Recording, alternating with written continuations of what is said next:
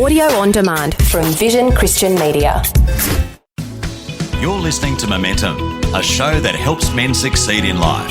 And as we delve into this week's topic, a reminder that some of the content may be of a sensitive nature.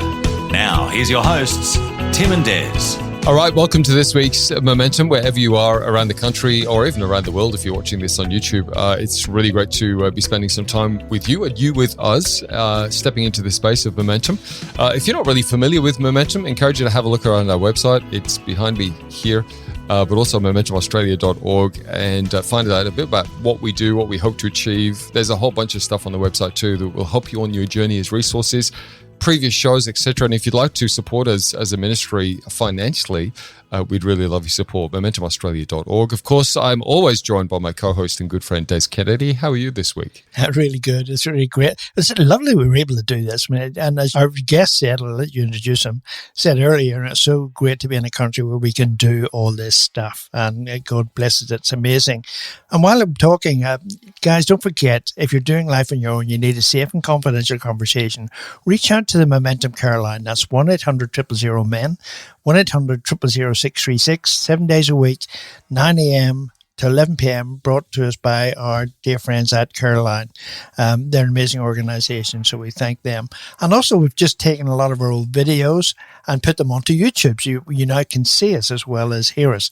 And that's Momentum_for_men. It's a weekly show, and you can access that via our website too. Yeah, awesome. You know, the care line is so important.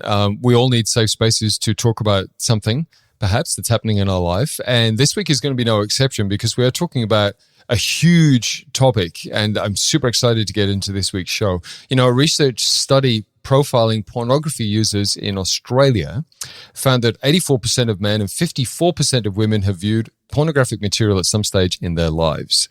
Study also found that 100% of young men and 82% of young women reported having viewed pornography, sadly confirming that pornography is considered by many the norm for young Australians. Isn't that 100% and 82% just amazing? And, you know, on top of that, 70% of Christian men and 20% of Christian women admit to using pornography on a regular basis, while 75% of youth pastors and 64% of senior pastors say that porn has negatively impacted their ministry at some time. Clearly, porn is an issue both inside and outside of the church. But how do we even start to address these figures and help people break free from this addiction? Yeah, Marshall Ballantine-Jones is a father of four, a qualified Anglican minister with a few degrees in ministry, and also more recently, a PhD on evidence-based pornography addiction, exploring solutions to the negative effects of porn on teenagers. His focus now is on pornography recovery, and he's helped spearhead the Resist program, a 5-week program that informs, convicts, supports, and enables effective change from pornography use. Marshall, join us on this week's Momentum. Welcome, man. Thank you, guys. Very nice to meet you and nice to be here. It's a bit of a long intro, but I think it was necessary. I mean, it paints the picture of just how much pornography is affecting people, right? I mean, those percentages and those statistics, Marshall, I mean, they are huge, let's be honest.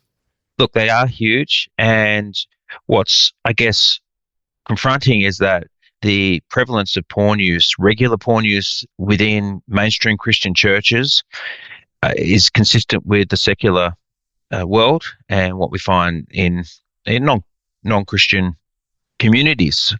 And in fact, we're finding that it's starting at a very young age. Average age of first-time exposure is 11 and a half. And so that's primary school. That's still on average pre-pubescent.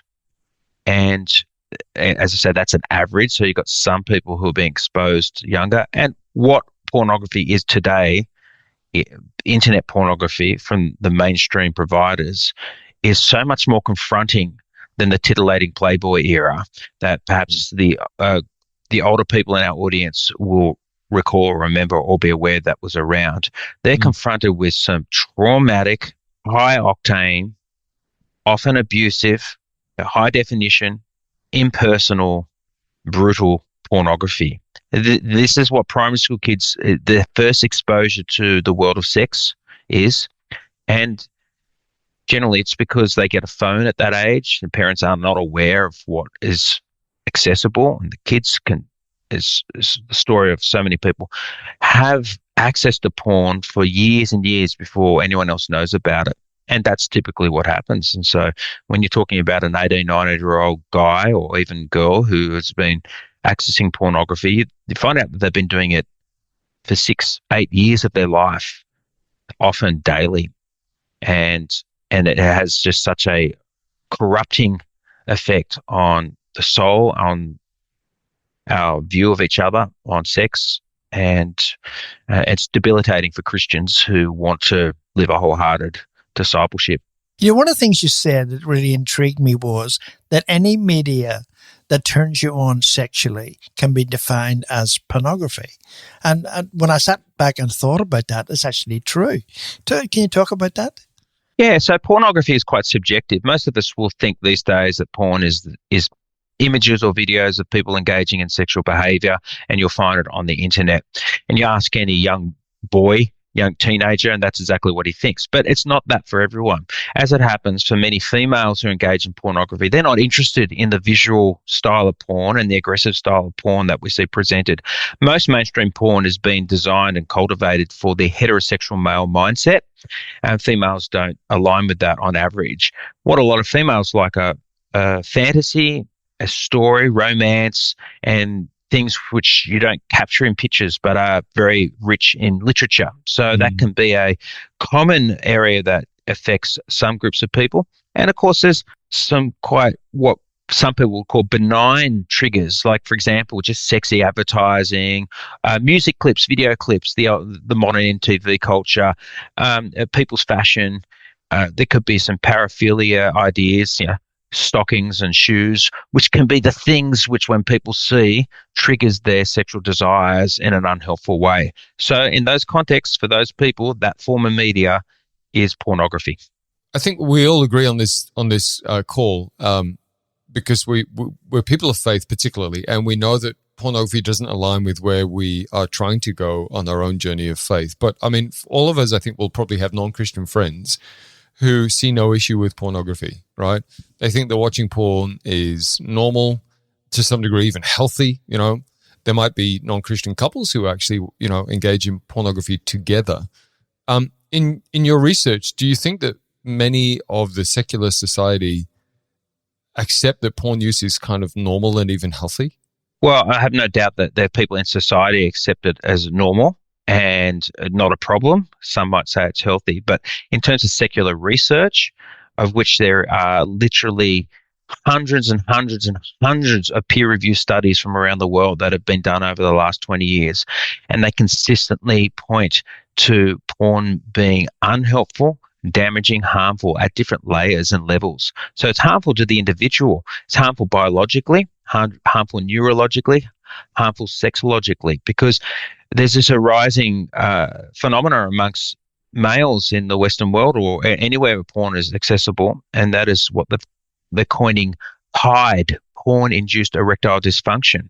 It's a phenomena where in some studies, over 50% of frequent porn users are struggling to have an erection in a real relationship because their sex system has been so dramatically rewired because of the years of using porn. And of course, when we use the phrase using porn, we need to be clear about what that means. They're not looking at porn for research or curiosity or an education. They're doing it for gratification. So people will masturbate over it. And when you masturbate, you invoke a very strong cocktail of neurohormones that have a very powerful effect on changing the way in which the brain thinks, acts, and feels. And this is crafting changes to how we then engage in sexuality. So that's it's affecting there. But at a societal level, porn is a hugely damaging and unethical enterprise. It always entails the exploitation of vulnerable people. The 99.9% of the participants in pornography are only doing it because they're desperate, not because they're magnanimous and generous to all the lonely boys and girls in the world. They are, they report coming from highly disadvantaged backgrounds, low socio-demographic contexts. More than half will live below the poverty line when they enter the porn industry, high rates of STIs, much higher rates of mental health disorders, suicide risk, and of course, even after they leave the industry, if we want to call it an industry, it's not an industry. It's just it's an exploitation, usually by crime connected, mafia linked exploiters who are after money. We find that these people can't escape their past because content is always on the internet. They report high levels of trauma, high levels of abuse in the process of making porn, let alone abuse from their background. Can't get a job in the real world afterwards, stigmatized. It's highly abusive to those people. And that's just porn itself. And then there's the effect on broader society. We're seeing that porn is the principal trigger in the hypersexualized demand in mainstream media, which is flowing onto all the sorts of shows and influences in social media and Netflix and so forth that create more sexual normalization, if we use that word you used before, Des. And lastly, that's just flowing onto young people behaving and acting more sexually, which is seeing all sorts of disastrous outcomes from mental health and depression, anxiety, and particularly to a disproportionate and unfair attention to females, sexualizing and objectifying them. So it's not ethical at a sexual level because it's hurting so many people in society, or so that people who are in their individualistic mindset think they have a right to an orgasm. Yeah, and it's interesting, you'd mentioned at the age of 11, and, a child at 11 would be hugely impacted in terms of their thoughts about their mother, their sister, their aunts, their cousins. I mean, that would be a serious damage to them. Oh, absolutely.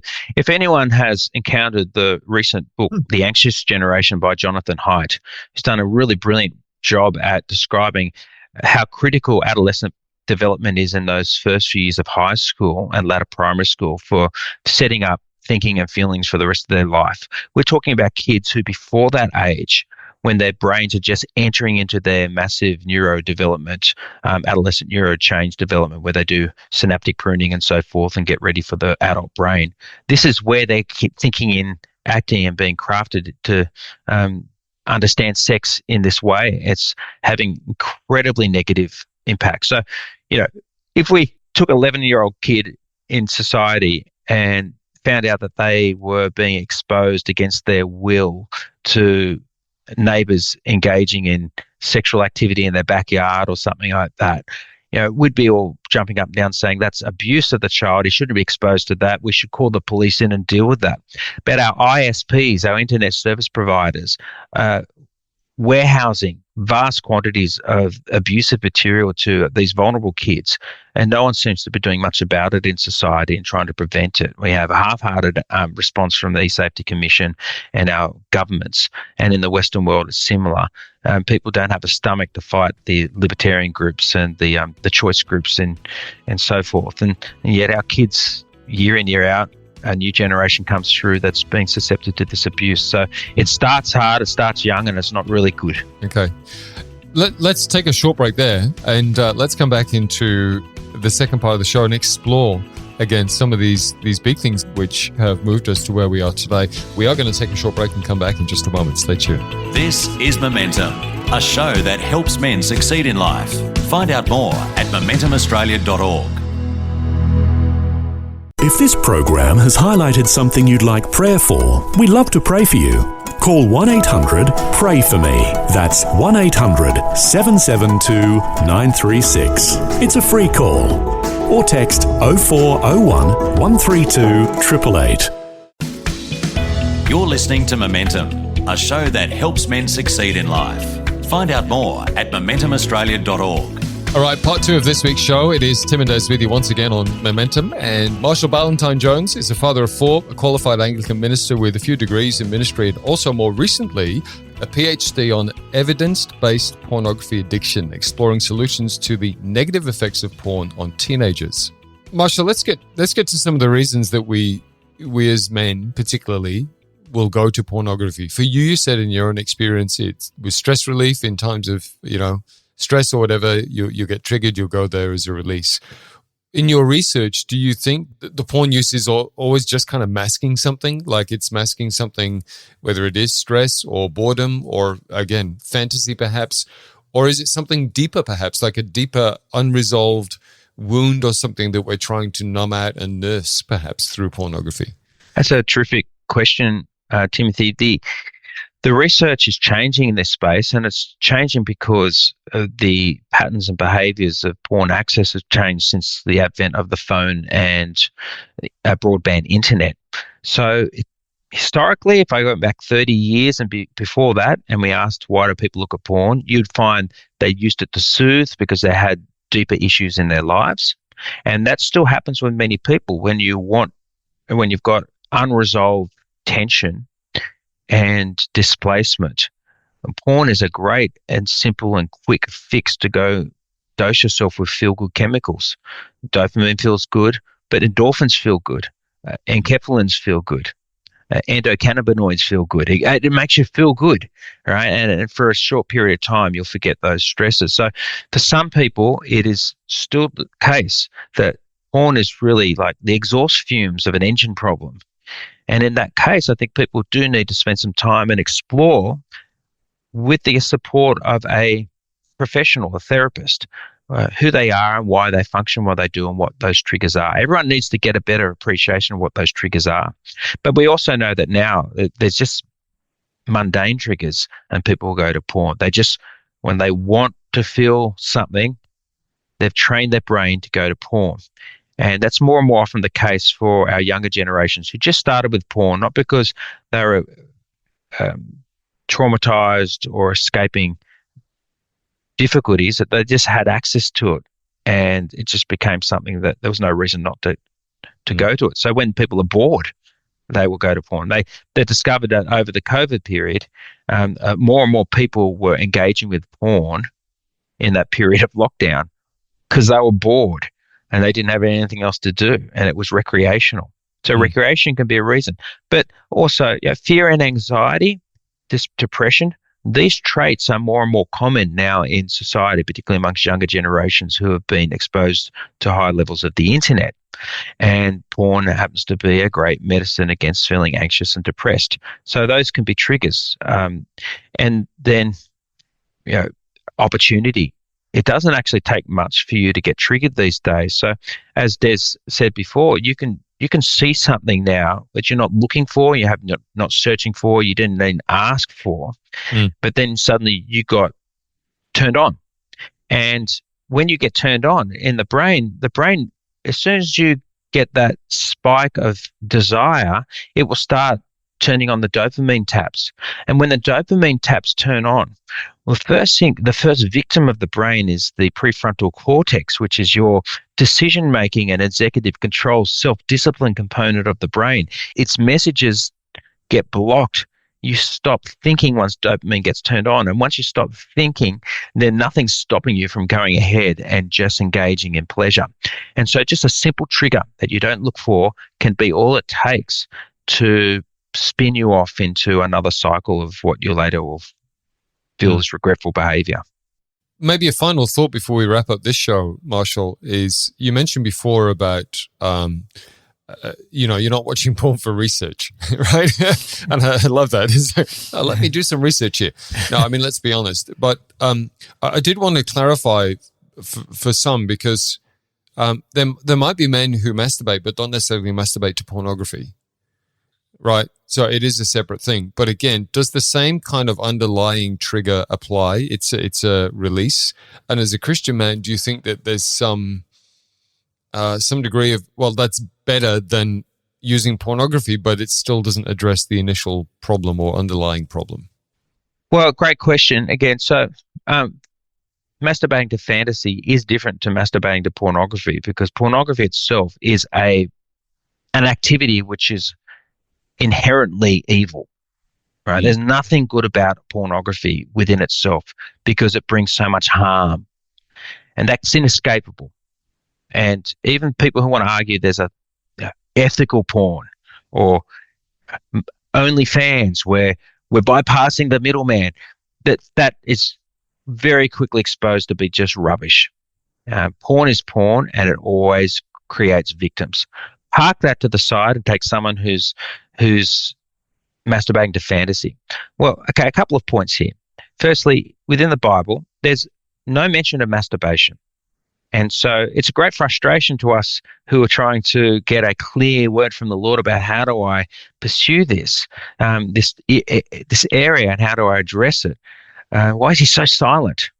And so I think people need to sort of take a little bit of a step back and say, well, what is said in the Bible? Jesus was emphatic in the Sermon on the Mount in Matthew 5 that if you look upon a woman lustfully, you've committed adultery in your heart. And he then went to say it's better that you, if your eye causes you to sin, to carve it out. If your hand causes you to sin, to cut it off, than to enter heaven maimed, then go to hell. Now, one of the things that Jesus is doing there is reminding people that adultery in the Old Testament had a death penalty. And now he's leveling the playing field, saying your thoughts are on the same level as that, and they have the same consequence to God. All right, so misplaced sexuality matters to God. And so we need to get back and say, what is God's plan for sex? And it was a glorious plan, a spectacular plan. I've already hinted with a little brief about science. It says that it reinforces the unity of a marriage, and that's the place where it should be, where it's reserved for. God wants you to have enjoyable, fantastic sex in marriage. If you're not in marriage, he doesn't want you to do that, and you will survive without it. Even though we have raging hormones at times, we can survive without masturbating. I say this to the school students when I speak to them, because often the teenage boys can't imagine life without masturbating. And I say, guys, you can do it. You don't need to masturbate. If your mum walks in and catches you, you're not going to keep going, right? You're going to be embarrassed and it will stop. They all have a laugh, but they realize it's true. If you see someone pretty in public and you have a spurt of desire, you're not going to start masturbating then, are you? No. So we know we have boundaries where we can enforce discipline very quickly. So really I don't need to masturbate to survive as a Christian. And if I practice not masturbating, well, lo and behold, I can actually get better at that. So I think that's the first thing people need to say. Secondly, it's almost impossible to masturbate without a fantasy. All right. So some people say they can, but I've not met that person in real life, and I can't imagine it. I need a sexual trigger for my thoughts, and if it's not connected with your spouse, well, then I don't think that's appropriate. And so, what we really want to be doing is pursuing self-control as a very essential aspect of being Christian. It's something we need to develop discipline in. It's something that we need to practice and prepare for, and put boundaries in place to minimize the temptation and to have alternative outlets and experiences that I can turn to when I am bored or displaced or anxious or tired. That doesn't have to be that. Because if I do uphold God's vision of sex, what I realize is it's so important and precious to God that I want to honor it even if I'm not in a sexual relationship. And so to do that, I treat it with the preciousness that it is. And part of that is by making sure I don't abuse it in my mind. The last thing to say is that, just as a warning, right, if you are a person who masturbates to fantasy, you've got to understand you do unleash the powerful hormones that you are in any other sexual engagement, which includes vasopressin and oxytocin, the bonding chemicals. You can bond to a fantasy. It can be the thing that dominates you after a while, the thing you turn to. And that's unhelpful. People can develop unhealthy obsessions with other people, with individuals they know, or with certain categories of people. And then that can flow on to the way in which we relate to each other. Now, if we get to treat people as God says they are to be treated, which is people who are his image bearers, and if they're Christian, who have his spirit dwell in them and are owned by him, it's dishonoring to think of people in that way. And we don't want to dishonor people in that way. We want to honor people. And so that starts in the mind. It starts with our intentions. So I just would say they're different. Fantasy masturbation is different to porn, but they still runs into the same ultimate problems. That they are misaligned with God's vision of good sexuality. And with discipline, we don't have to surrender to those temptations. It's great. Love it. Absolutely love it. And that's a great way to finish up the first show. What we are going to do is come back next week and look at some practical solutions for men who are struggling in this area with pornography or addiction, if it's gotten to that stage. The good news is it is possible to be set free and stay free. And we're going to have another conversation with Marshall Ballantine-Jones next week about this. In the meantime, I'm going to point you to a couple of websites, resistporn.org, and also resistprogram.org. Have a look around at those. If you are struggling in this area, want some more information in this area, and we're going to come back and unpack this next week. And there is hope. There's hope for people in this area. And again, if you need a conversation, if this has triggered some stuff for you, the care line, 1-800-000-636. If you need a confidential conversation about something we talked about today or just something that's happening in your life, reach out to the care line. Marshall, it's been a great conversation. We look forward to getting you back on Momentum next week, mate. Thank you. Thank you. You've been listening to Momentum, a show that helps men succeed in life. For more information or to hear this week's show again, go to momentumaustralia.org. You can also access a whole range of resources to help you on your journey and to get in touch with the team at momentumaustralia.org. Until next time, keep moving forward with Momentum.